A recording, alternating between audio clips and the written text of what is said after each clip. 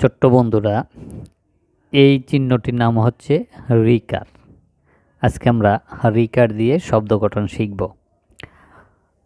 এটি হচ্ছে গহ, গহ যোগ রি সমান সমান হবে গহ রিকারে কি?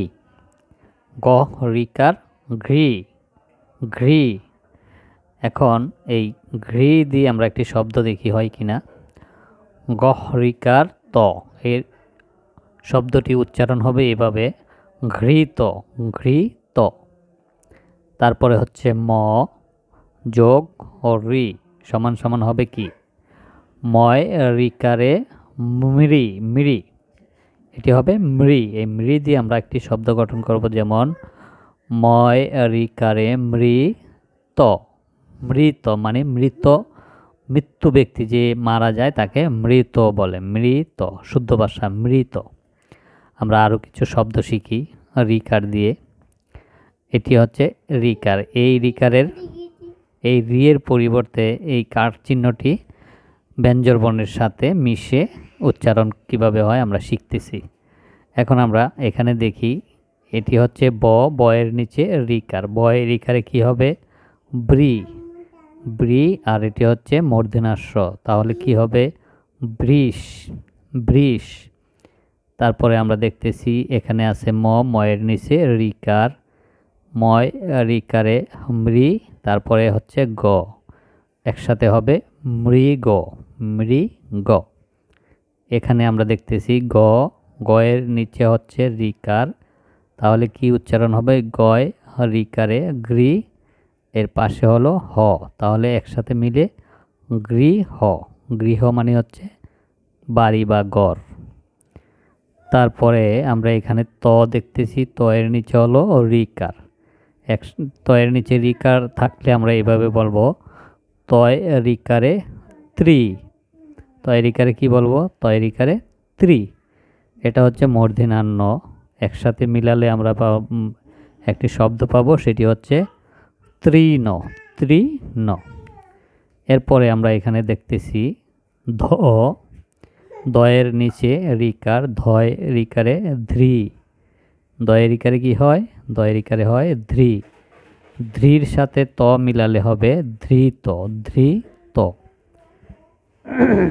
এরপরে আমরা এখানে দেখছি ঘ, গয়ের নিচে হচ্ছে রিকার, ঘয় রিকারে ঘৃ, ত, ঘৃত। আমরা আরও কয়েকটি শব্দ শিখি। এখানে এটি হলো ক, কয়ের নিচে হচ্ছে কি? কয় রিকারে ক্রি, মূর্ধন্যাস্য, তারপরে হচ্ছে ক, একসাথে মিলালে কি হয়? কৃষক, কৃষক লিখতে এভাবে লিখতে হয় কৃষক।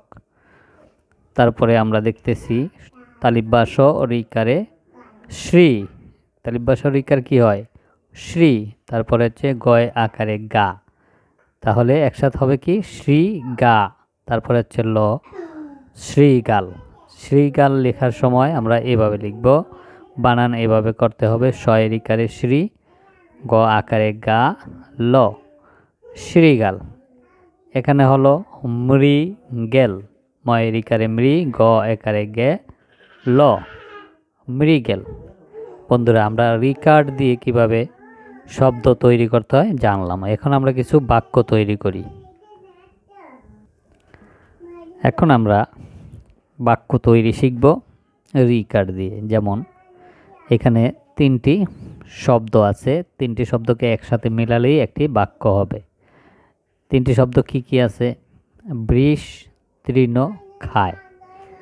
এই বৃষ মানে হচ্ছে এই সারটিকে, সারের অন্য একটি নাম হলো বৃষ। তৃণ মানে হচ্ছে ঘাস, আর খায় মানে হচ্ছে সার যে ঘাস খায় এটা। তাহলে আমরা কি দেখছি? বৃষ তৃণ খায়, এটি একটি বাক্য। তারপরে আরেকটি বাক্য আমরা পড়ি, যেমন রাখাল মাঠে বৃষ চড়ায়, রাখাল মাঠে বৃষ চড়ায়। এখানে চারটি শব্দ একত্রিত হয়ে একটি বাক্য তৈরি হয়েছে, সেটি হচ্ছে রাখাল মাঠে বৃষ চড়ায়। বৃষ মানে সার, এই ষাঁড়টির আরেকটি নাম হচ্ছে বৃষ। তারপরে আরেকটি বাক্য আমরা দেখি, সেটি হচ্ছে শৃগাল মৃত পশু খায়। শৃগাল মানে হচ্ছে শিয়াল, মৃত ময়রিকারে মৃত, মৃত মানে যেটি মারা গেছে। শৃগাল মৃত পশু খায়, মরা পশু যেটি সেটি শিয়াল খায়। এটাকে আমরা অন্য একটি সাধু ভাষা দিয়ে এই বাক্যটি তৈরি হয়েছে।